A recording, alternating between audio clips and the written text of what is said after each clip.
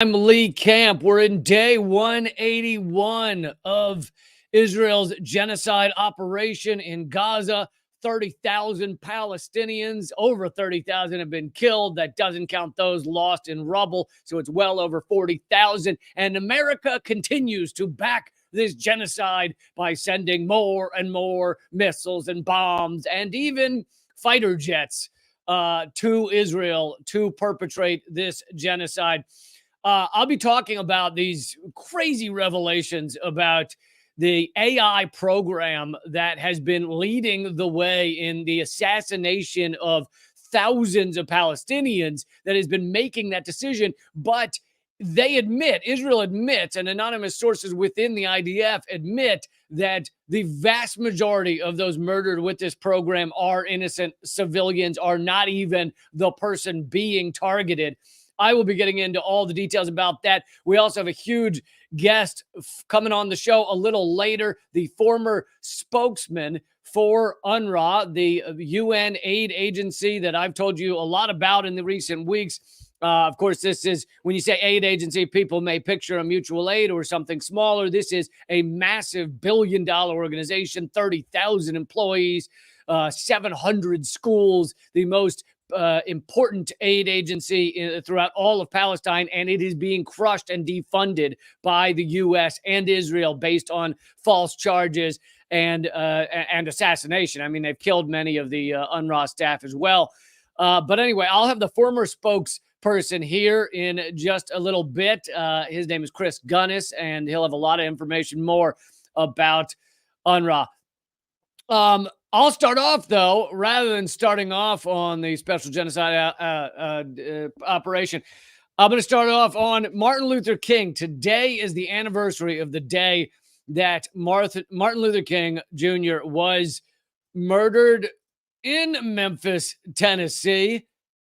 And also the King family, which essentially never goes to Memphis, has gone to Memphis to put focus on political violence in the United States and around the world. And something that this article and all these articles, I mean, if you look up MLK, you'll probably immediately find articles about the family going to Memphis to highlight political violence. But what is not being talked about is the fact that it was our own government and various factions of our own government that executed Martin Luther King Jr. for basically being too powerful, for uniting the poor and the lower class. At first, he started as a civil rights leader exclusively for the Black community in across this country. But that then grew to representing poor people, to representing workers of many different stripes. And so he had amassed a massive group of millions of people that wanted very strong changes, very large ranging changes in across this country. And for that, he was assassinated. He also came out against the Vietnam War almost exactly. I think it was exactly 1 year before he's assassinated. He came out against the Vietnam War. He also started critiquing capitalism more regularly. And many people still don't know this. And this is coming from the U.S. government's own website, by the way, the only trial ever held on the assassination of Martin Luther King Jr., the only trial was in 1999, and that trial found that he was not killed by James Earl Ray, who was the man who has spent his entire life in prison for killing Martin Luther King Jr. He was not killed by James Earl Ray. Instead, he was killed by various government agencies in a conspiracy. And I'll read to you a little bit this is from the Civil Rights Division, U.S. Department of Justice, talking about the allegations that had come up, which is what precipitated the trial, was allegations from various people. Allegations emanate from Lloyd Jowers, a former Memphis tavern owner. And at this time in his life, Lloyd Jowers, by the way, was in his 90s. He had nothing to gain by saying he was part of the plot to kill King. He wasn't going to get rich on a book deal. He was actually on his deathbed during the trial, basically. Anyway, allegations emanate from Lloyd Jowers, a former Memphis tavern owner, and Donald Wilson, a former agent with the FBI. Now, Jowers, something you need to know, was the tavern, the bar he operated. The back of it looked straight out onto where MLK Jr. was shot. So very easy shot from the back of Lloyd Jowers Tavern. Anyway, Jowers claimed that he participated in a conspiracy to kill Dr. King along with an alleged mafia figure, Memphis police officers. That's key. There were police officers, and as is brought forward by William Pepper in his book, Plot to Kill King, he says it was a Memphis police officer that actually took the shot that killed King. And also a man named Raul. According to Jowers, one of the conspirators shot Dr. King from behind his tavern. Wilson alleged in 1998 that shortly after, so Wilson's the FBI, former FBI agent, alleged that shortly after the assassination, while working as an FBI agent, he took papers from an abandoned car of James Earl Ray. Wilson claims he concealed them for 30 years. Some of the papers contained references to Raul. You'll read a lot. I don't remember all the details about Raul, but if you read about him in Pepper's book, you'll learn that Raul was definitely CIA, according to Pepper's book. Both the Jowers and the Wilson allegations suggest that persons other than or in addition to James Earl Ray participated in the assassination. Ray, within days of entering his guilty plea in 1969. So James Earl Ray, well, I'll finish the sentence, attempted to withdraw it. So James Earl Ray was told by a quack lawyer, probably working for the government, that he would only get a trial. He would only get to clear his name. You know, he's saying, I didn't do it. I wasn't a part. Yeah, I was staying in that, hotel room, but I didn't shoot the guy. He's saying he didn't do it. He's told by his lawyer, the only way he gets a trial, the only way he gets to clear his name is to say he did it, is to confess and sign a confession. And then he'll get a trial and then he can clear his name. And so James Earl Ray, by all accounts, very not smart, very not bright man, which is the perfect kind of person you set up for something like this. Someone who's not a bright man. Anyway, he signs the confession. He then finds out he will not get a trial and he's going away for life because he signed a confession. He immediately recants, said, I just signed it to try and get a trial. And through till his dying day says he has nothing to do with the killing of MLK. Let's see. Raul, the guilty plea was withdrawn until his death in 1998. He maintained that he did not shoot Dr. King and was framed by a man he knew only as Raul.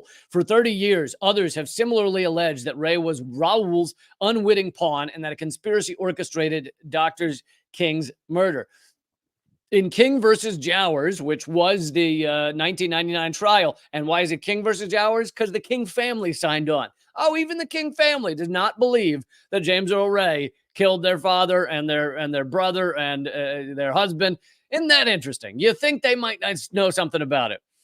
King v. Jowers, a recent civil suit, because this is an old document, in a Tennessee state court, a jury returned a verdict finding that Jowers and unnamed others, including unspecified government agencies, participated in a conspiracy to assassinate Dr. King. And then this Cider document from the U.S. Department of Justice goes on to say, we have looked into it and we believe it is not true that the U.S. government had anything to do with killing Martin Luther King Jr. So don't worry, folks. Department of Justice says that the U.S.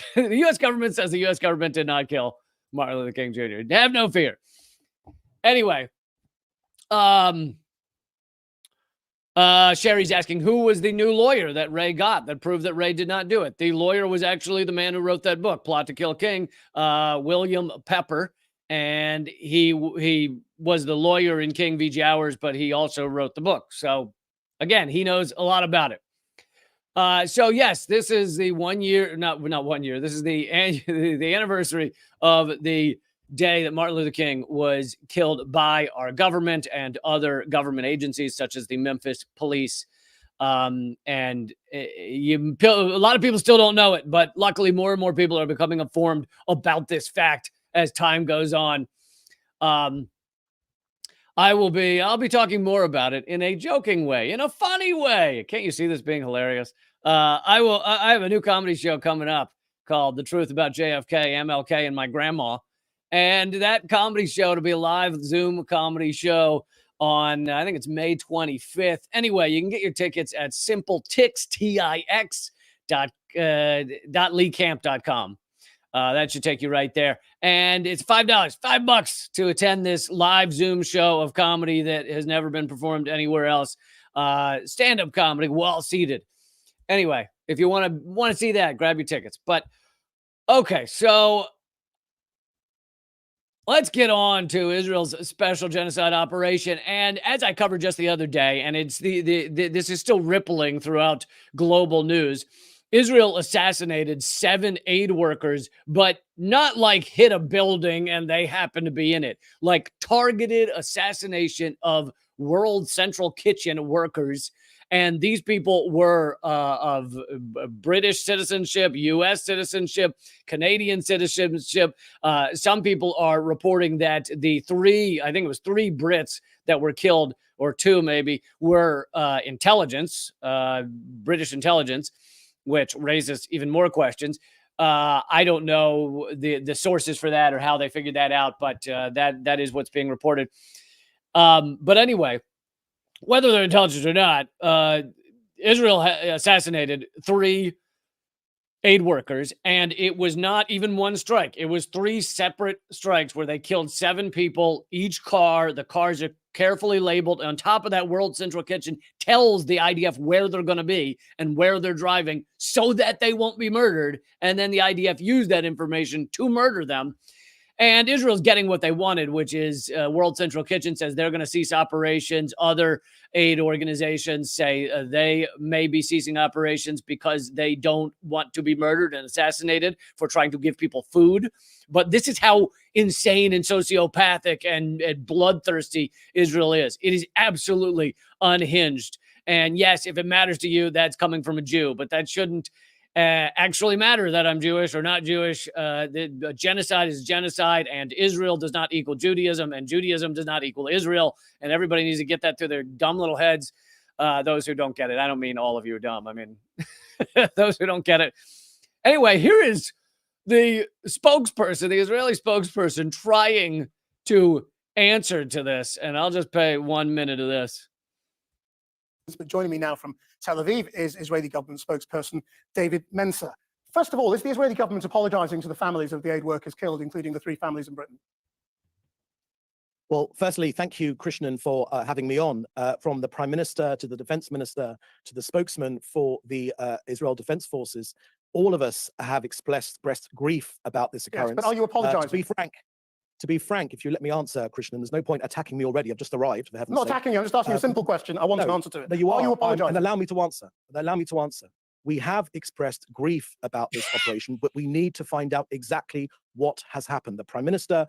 Oh, what a maniac. They can't even say they apologize. You can't even say you apologize for murdering aid workers. And he's like, I'm being attacked. No, the guy just asked you a question. A question is not an attack. As he came out of hospital today, the defense minister. I love how he mentions that Netanyahu came out. Netanyahu just had hernia surgery, which at least he's in pain. That's good to hear. But I love how they want your sympathy for, Netanyahu just came out of hospital. Well, let's give him some room to heal as he came out of hospital. Oh, you've obliterated all the hospitals in Gaza. But I'm glad you got to go to a hospital. That's good, Netanyahu. That's excellent. I'm glad you're getting nice, good treatment at a hospital as people and millions of people across Gaza have no access to hospitals. You piece of human garbage. Anyway, let's continue. I'm unbiased on this, by the way, completely unbiased on this clip. And Minister Gallant have all expressed grief. Indeed, there is a sense of grief across the whole country because WKD are one of the good guys. But you said this was unintentional. So this was a mistake, wasn't it? So you can apologize already. You don't need to know the precise details to issue an apology. Clearly, there are grieving families tonight. There are grieving families, and we grieve with them because clearly something catastrophic has happened. Clearly something catastrophic has happened. It's not something that we wanted, and we're going to get to the bottom of this and find out exactly. All right, we've heard enough because he just keeps repeating that same garbage. Cannot say he apologizes. Cannot say Israel apologizes. Which, by the way, is like they've claimed it was an accident. It was not an accident, but they've claimed it was an accident. And yet they can't apologize for an accident. They can't apologize for targeting 3 separate vehicles and murdering 7 people connected to a clearly marked aid organization. They can't, and he goes, we grieve. Clearly that's the terminology they've been told to use in their goddamn marketing campaign where they all get together in a boardroom and go, what will offend people the least about our genocide, to say about our assassination of aid workers? Oh, I know. I'll just keep saying we're grieving. Yeah, are you grieving? You seem like you're doing okay. You seem like you haven't missed a meal. I don't know if you're grieving. Grieving. That's clearly what they've decided from a PR standpoint works.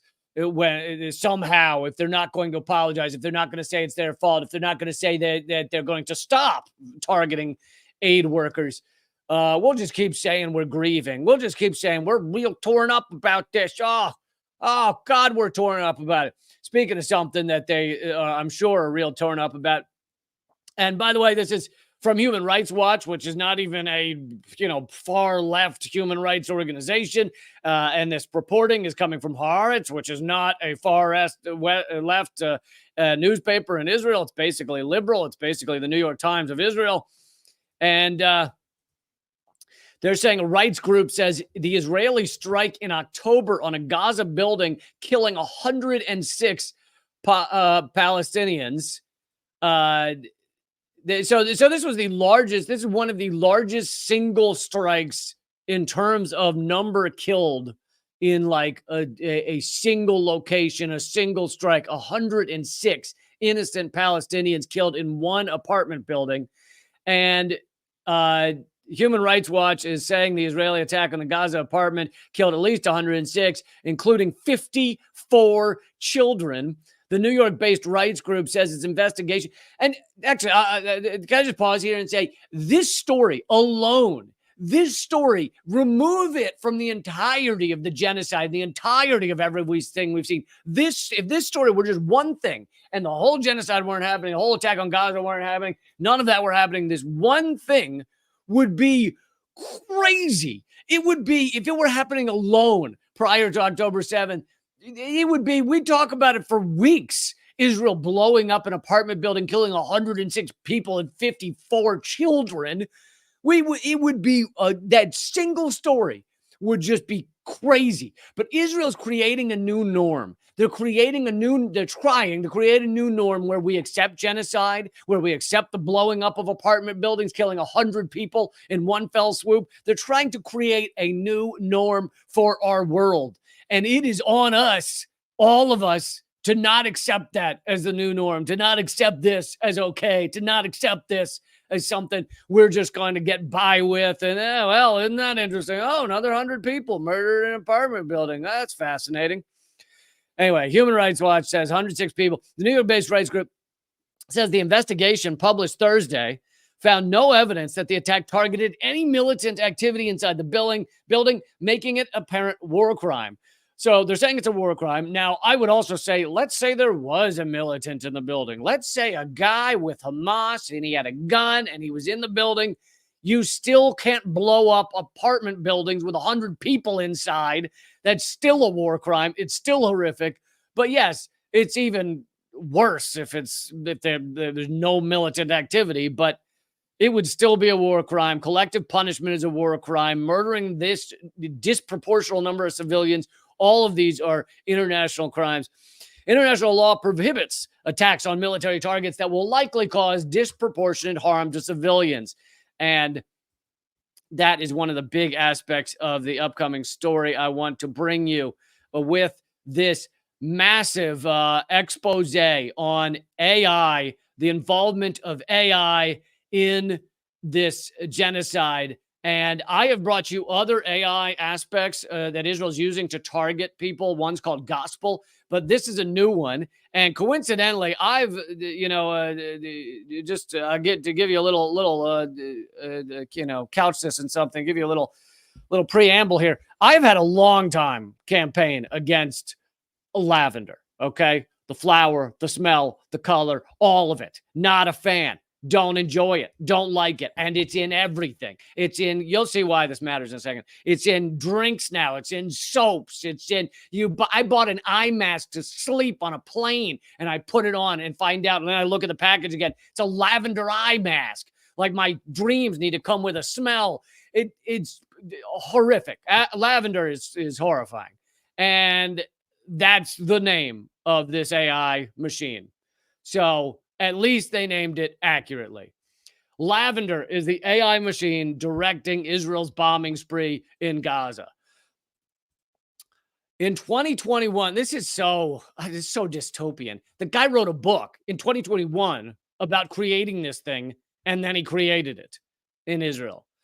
A book titled The Human Machine Team: How to Create Synergy Between Human and Artificial Intelligence That Will Revolutionize Our World was released in English under the pen name Brigadier General Y.S. Now, they've found out that the man who authored it can be confirmed to be the current commander of the elite Israeli intelligence unit 8200. So they've now outed this author who tried to keep his identity secret. And he is the commander of an elite Israeli intelligence unit. And he makes the case for designing a special machine that could rapidly process massive amounts of data to generate thousands of potential quote unquote targets for military strikes in the heat of war. Such technology, he writes, would resolve what he described as a human bottleneck for both locating the new targets and decision-making to approve the targets.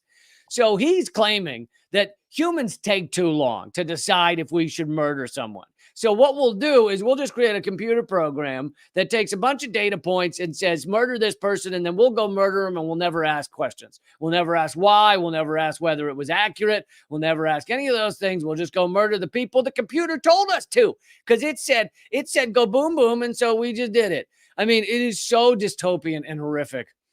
Such a machine, it turns out, actually exists. The Israeli army, this is coming from, I don't know, maybe someone knows. Is it called Plus 972 magazine? Or is it just called 972 magazine? I don't know what to do with the plus, all right? And plus to what? What are we adding this to? Anyway, that's where it's coming from if you want to read the full article. The Israeli army has developed an artificial intelligence-based program known as Lavender, unveiled here for the first time. Lavender's played a central role in the unprecedented bombing of Palestinians, especially during the early stages of this war, genocide. In fact, according to the sources, and I actually get why an article like this can't call it a genocide, because they want this article to be repeated and used by mainstream media. And if they were to use the word genocide, all mainstream media would immediately just toss it out. So I get that. But in fact, according to sources, its influence on the military's operation was such that they essentially treated the outputs of the AI machine as if it were a human decision, as if it were a command coming down from a higher up. Thank you, Ridgehead, by the way, for becoming a monthly supporter on Rumble. Oh, damn straight. You're the best. I love it.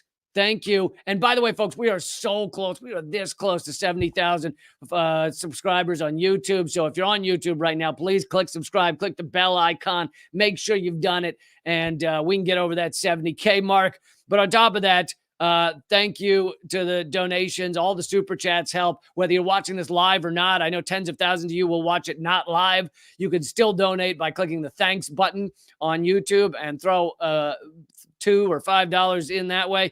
Thank you so much for all the support. Solidarity. All right. Formally, the Lavender system is designed to mark all suspected operatives in the military wings of Hamas and Palestinian Islamic Jihad, including low-ranking ones, as potential bombing targets. The sources told us that during the first weeks of the war, the army almost completely relied on Lavender, which clocked as many as, are you ready for this? 37,000 Palestinians as suspected militants and their homes for possible strikes. And we'll get more into the homes in a moment, but you got to understand that's 37,000, but as I'll discuss more in a second as well, they kill everyone around them. So when they go for one of those 37,000, they'll kill the whole family. So that 37,000 is multiplied by God knows how many when you actually, if they were to take them all out and take out all their families, you're talking 1 million people. You're talking just unfathomable numbers. Not that 37,000 isn't already unfathomable, but during and by the way, this shows how behind our law is. Our law needs to catch up with AI. This should be a war crime. Like, there needs to be a new Geneva Convention where they go using AI and just pushing buttons with everything it tells you to kill. War crime. Just there it is. I mean, but we don't have any laws on the books, Geneva Convention wise, international law wise, when it comes to what we're allowed to have AI do. And you know, I may talk more about this, but this is the main reason that Israel uses it. One of the main reasons is they want to be able to say, well, it wasn't us, it was Lavender. Lavender told us to push the dingy button, so we did it. The big red button, Lavender told me to. And they can just put it off, and then no one's at fault, right? Who's at fault? The guy who programmed Lavender? You're gonna charge him for all 50,000 innocent civilians?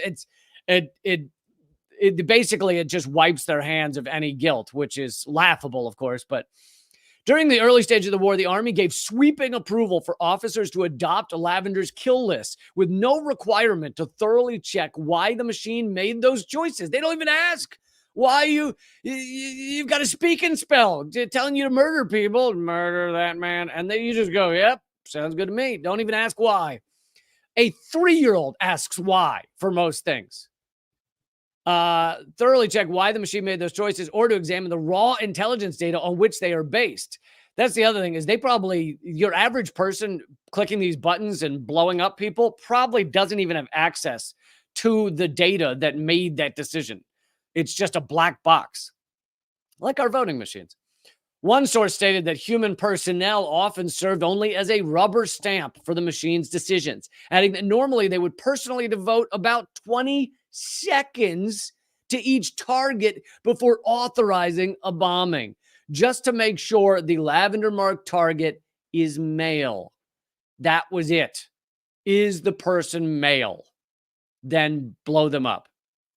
This was despite knowing that the system makes what are regarded as errors in approximately 10% of cases. So 10% of the time, it is completely wrong. Like, it's not even bombing the person that it thought it was bombing or whatever. But that 10% does not count all of the countless innocent civilians that are killed in each of these strikes.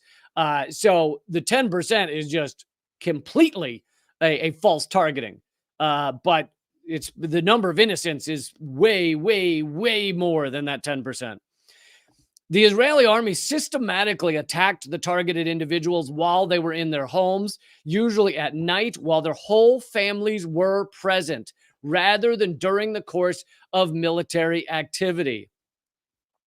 Additional automated systems, including one called Where's Daddy, also revealed here for the first time, were used specifically to track the targeted individuals and carry out bombings when they had entered their families' residences.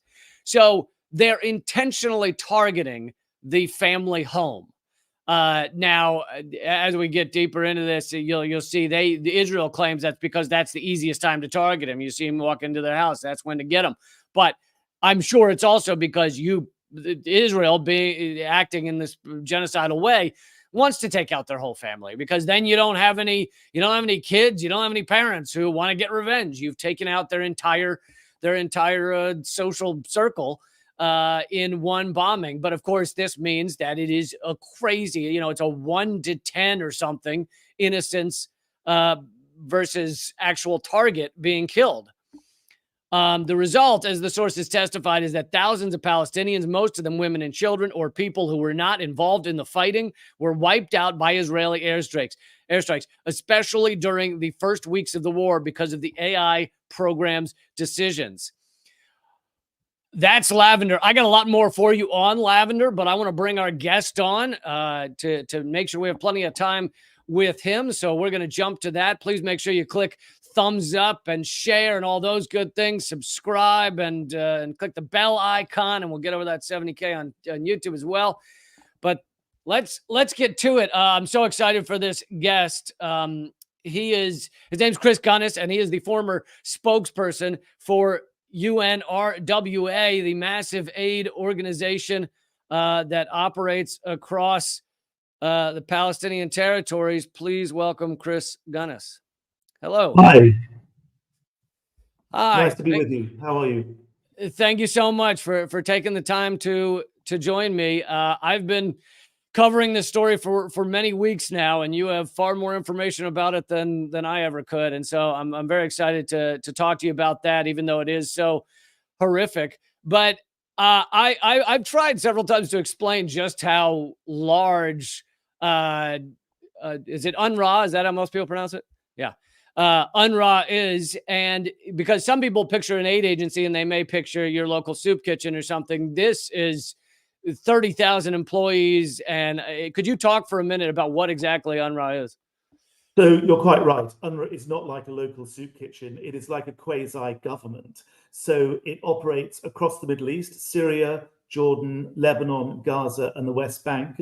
It's most high profile because of its work in Gaza, where it has 13,000 staff. That's in Gaza alone. As you quite rightly said, Lee, it's over 30,000 staff across the region. In Gaza, it runs schools for over 200,000 kids. It runs 22 primary health clinics. Before the 7th of October, it did food distributions for 1.2 million people. And across the region, it's even bigger. I mean, there are over 700 schools, 550,000 children.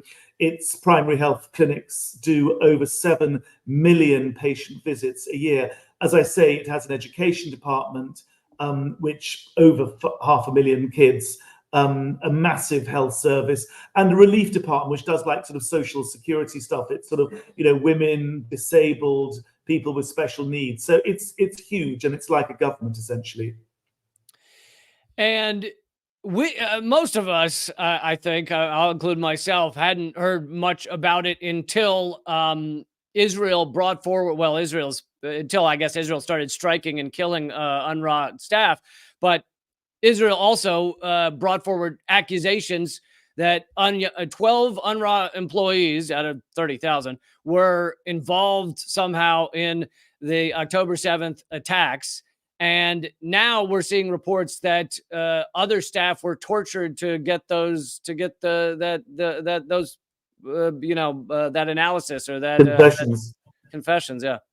Yeah. So just to answer the first part of your question, yes, 176 members of UNRWA staff have been killed because of these Israeli strikes.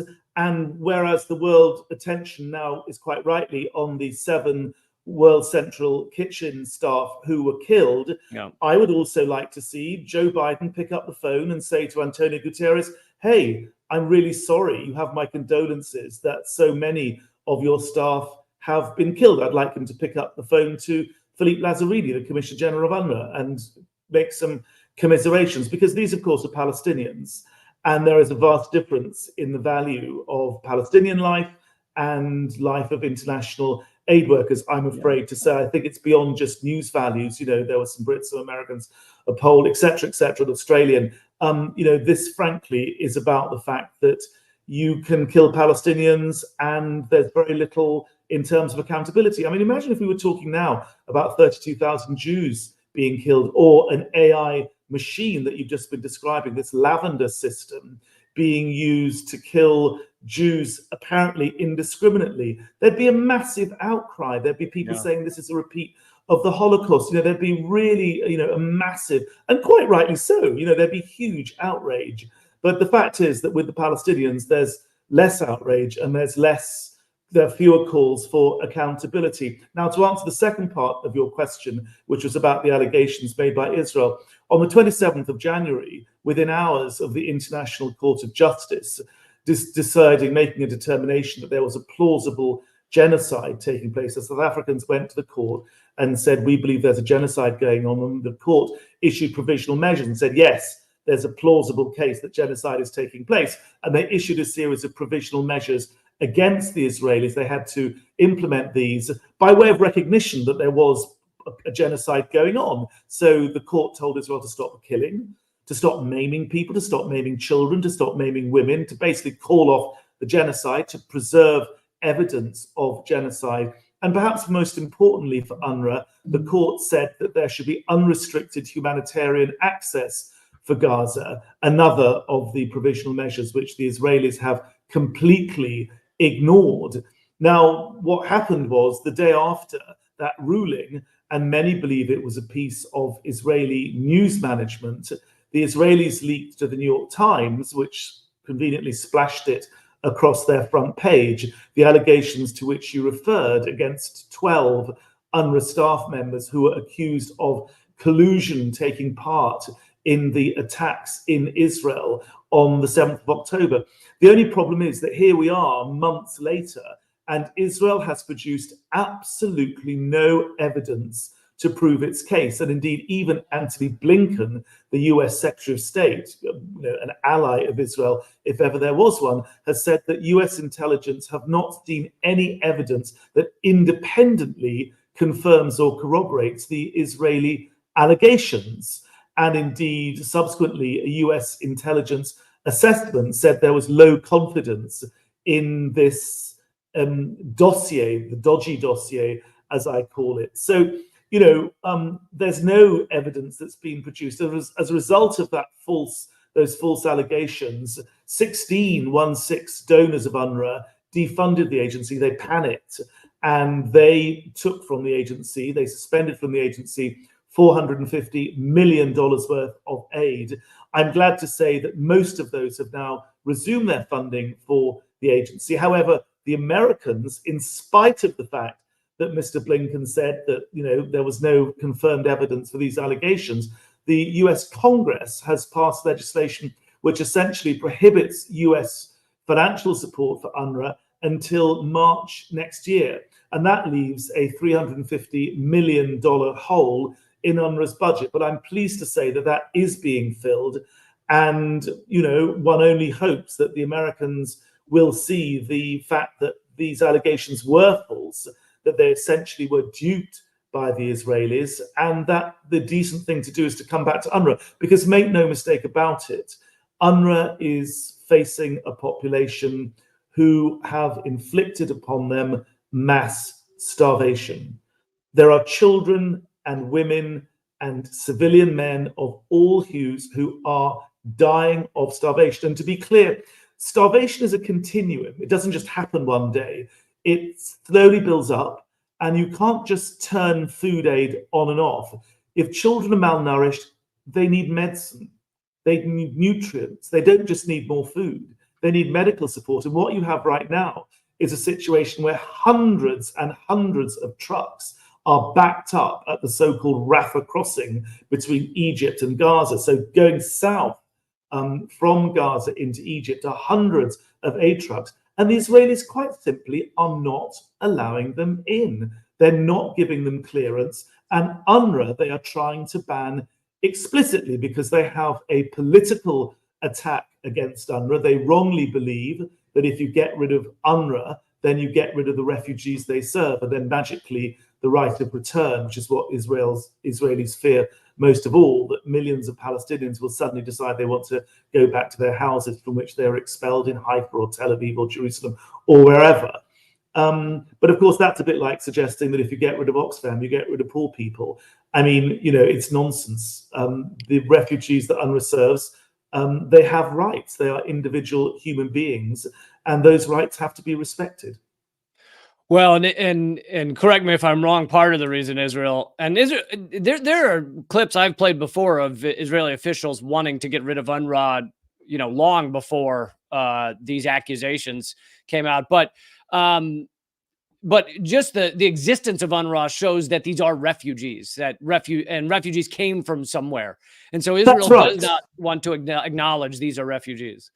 Yeah. I mean, basically, it's an attempt to airbrush out of history the so-called Nakba, the primordial catastrophe that was forced upon the Palestinians when, at the time of the 1948 war, 750,000 Palestinians either fled their homes because of the conflict or were forced out of their homes. And there's plenty of evidence that there was a campaign by the newly formed Zionist administration, the Jewish administration, to force hundreds of thousands of Palestinians out of their homes and then to destroy the villages from whence they came. And there's an Israeli academic called Ilan Pappé who's written a book called The Ethnic Cleansing of Palestine, which sets out chapter and verse on that campaign of mass expulsion. And UNRWA was created in the wake of the 1948 war, and it has remained since then a repository, if you like, of Palestinian identity, the refugee identity. And Israel, of course, which is largely a refugee state of it in its own right, it welcomes Jewish refugees from all around the world. In fact, it gives them state-sponsored tax breaks and financial incentives to go and live in settlements on stolen Palestinian land in violation of international law. Yet if you're a Palestinian and you can see your grandfather's house just over the apartheid wall, as they call it, the Palestinians call the wall that the Israelis built to separate the West Bank from Israel, though it does stray into Palestinian territory in an awful lot of places. But if you're a Palestinian who can see their home and remembers the stories the grandfather told about that home, you can't even mention the right of return. So there is a huge asymmetry, not just in the literal conflict, as we're seeing now in Gaza, but also in the political narrative that's also playing out around that. And in the efforts to get aid into Gaza right now, you mentioned the nearly 1,000 trucks that are waiting there at the entrance. What are your thoughts on this laughable pier that they keep talking about, as if opening the gates to the trucks wouldn't be the actual way to get aid in, and instead you see these little small amounts dropped by parachute, and now a month-long effort to build a pier, which just seems like theatrics? Well, to be clear, World Central Kitchen, which was fired on 2 days ago, they're actually delivering 500,000 meals a day to 300,000 IDPs, internally displaced people, which is basically in Gaza at the moment, you've got 300,000 or so people displaced in the north, pretty much homeless and without any ability to feed themselves. And then you've got about 1.5 to 1.8 million, depending on who's running away from what, in the south of Gaza. So although I understand your cynicism, because many people say, well, this was an excuse, the Israelis are saying, well, we can't do the land stuff because we're doing the maritime stuff. My take on this, and correct me if you disagree, is that all crossings have to be opened 100% of the time, allowing in the maximum amount of aid possible, because Gaza is being starved to death. So, of course, the land crossings need to be opened 24/7. And by the way, in its second round of provisional measures, the International Court of Justice ruled that Israel must cooperate with the United Nations and all other INGOs to get aid at scale through all routes. And that suggests to me that not just the land route, but also the sea route. Now, what the Americans have planned further down the road, and we're told it's on its way, is a massive floating pontoon, a port. Now, if it were possible to get 1,000 trucks a day onto that pontoon, that port, bringing in from huge, great barges, which are bringing in food from the port of Larnaca in Cyprus, which currently is the plan, then how could anyone object to that, given that it would make a serious dent in the mass starvation that's taking hold? So, if the plan actually does go ahead, and within a matter of weeks, we are able to get thousands of trucks into Gaza via the sea, I don't think anyone would have a problem with that. But to be clear, we also have to have the land routes open. It's cheaper, it's quicker, it's way more efficient. And clearly the land routes have to be open. And at the moment, you've got Israel arbitrarily, frankly, imposing their own regime and their own restrictions on these hundreds and hundreds of trucks, which, as I say, are backed up by the Egyptian border with Gaza. I don't disagree that all avenues to get aid in should be opened, but I guess my cynicism comes from Israel has to allow this pier to be built, obviously, and if they're not allowing the land openings to be open, then why would they allow this pier to be built? Well, if it were being used for something else, which many say it may quite well be used to force Palestinians, out to sea, where Israel will expect they'll be taken in by other countries, and in effect furthering this ethnic cleansing. But obviously that's just to answer that point very quickly, just sorry to interrupt you. I mean, if Israel wanted to ethnically cleanse them, they would just blow a hole in the wall with Egypt and open fire on them, and 1.5 million people would simply rush into the Sinai, the Egyptian side of that border, in order to save their lives. They don't need to go through the elaborate charade of building a pontoon. And that, that really does look like forcible expulsion. If they kind of get people, put on boats, that begins to look like, Second World War and all that stuff. Does Israel really want to take action which is redolent of what the Nazis were doing? Arguably, it already has done. Interesting. Well, I guess time will tell.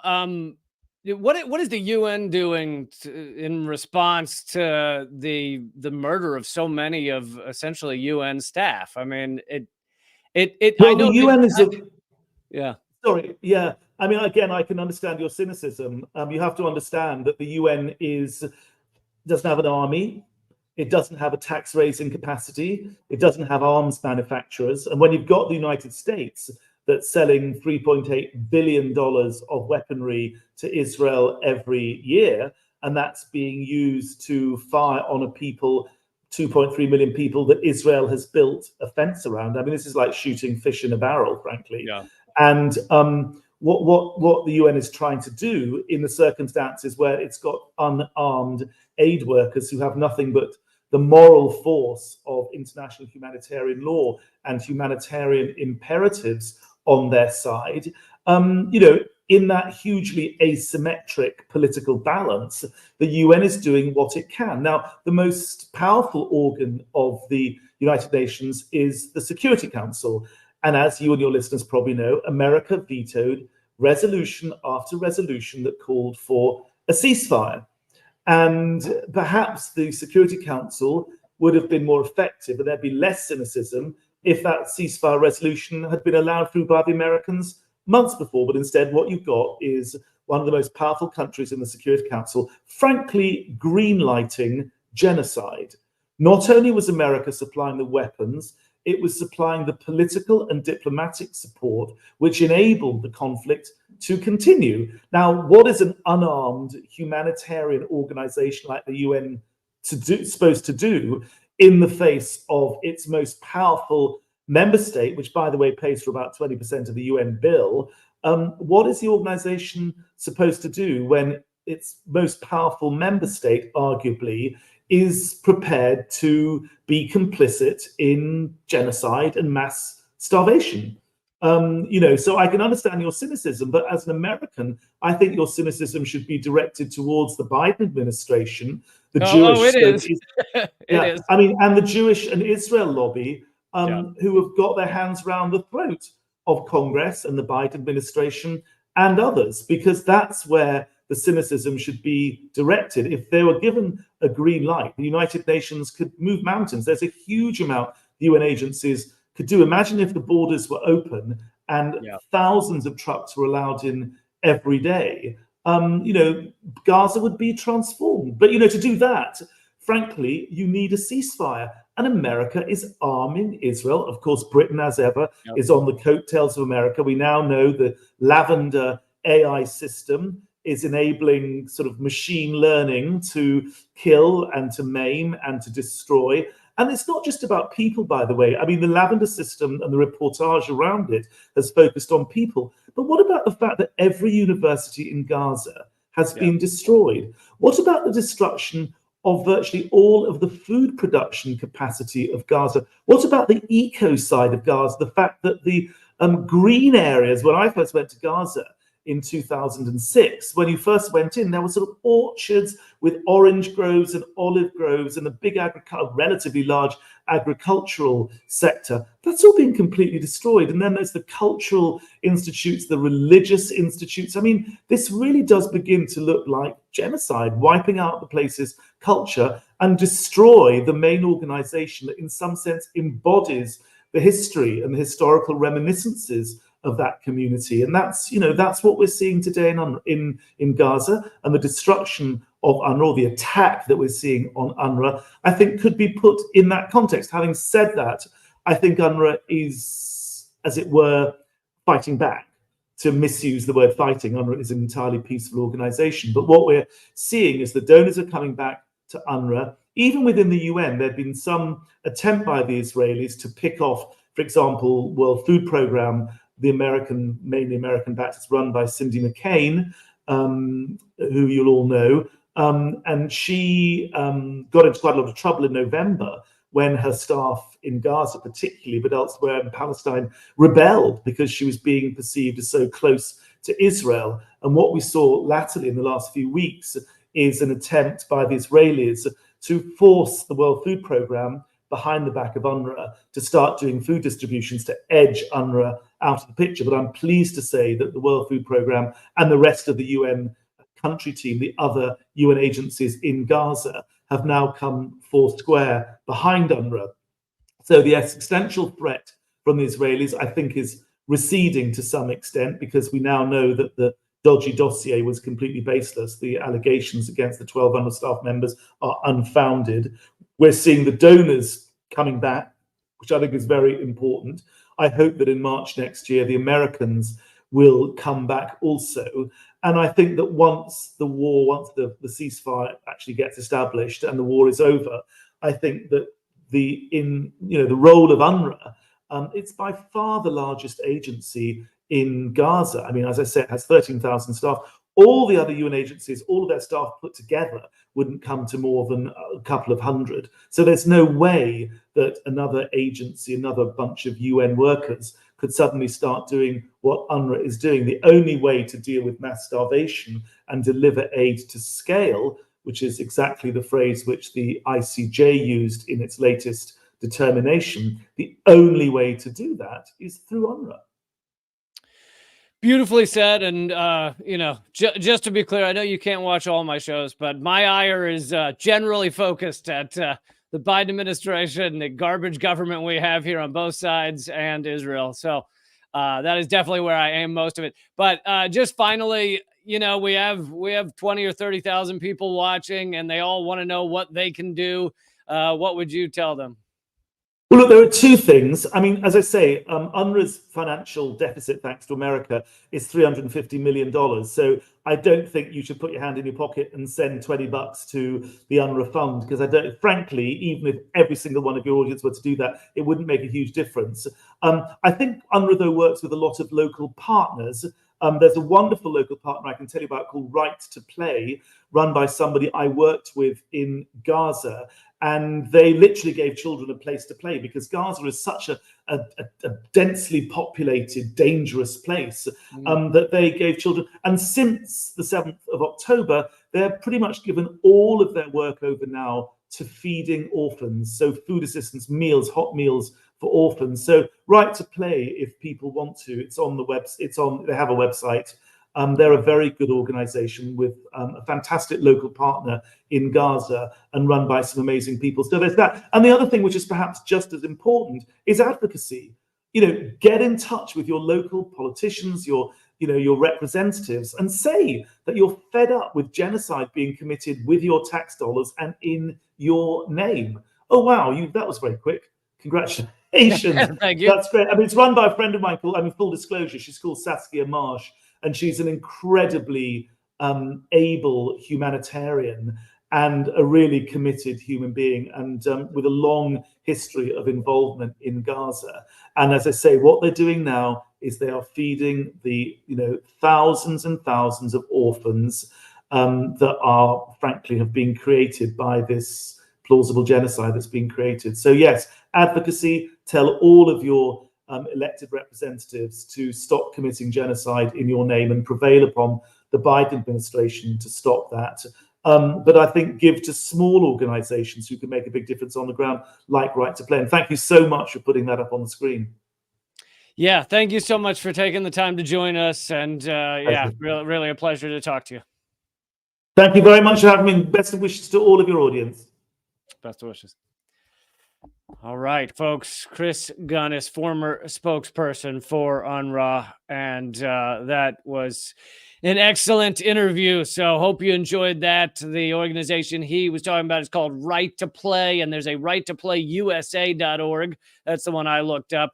But obviously they're not just in USA, and even though it's USA, they're talking about Palestinian territories. So they may operate from USA, but they are helping the Palestinian territories.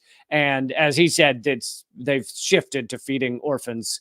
So exciting I'm excited to help them out. Okay, so I'm going to get back into more details about Lavender, about this AI program. I also have other stories I hope to get to before we wrap up. So I'm going to go long, as seems to be the common way of operating these days. But all the rest of this show is going to be on rumble.com/Lee Camp, free to watch there, rumble.com/Lee Camp, as well as my locals page, rumble.com/Lee Camp. Join me over there for the rest of the information on the Lavender AI program being used to obliterate Gaza, as well as so much more. Join me there, rumble.com/Lee Camp. All right, just give me 1 second to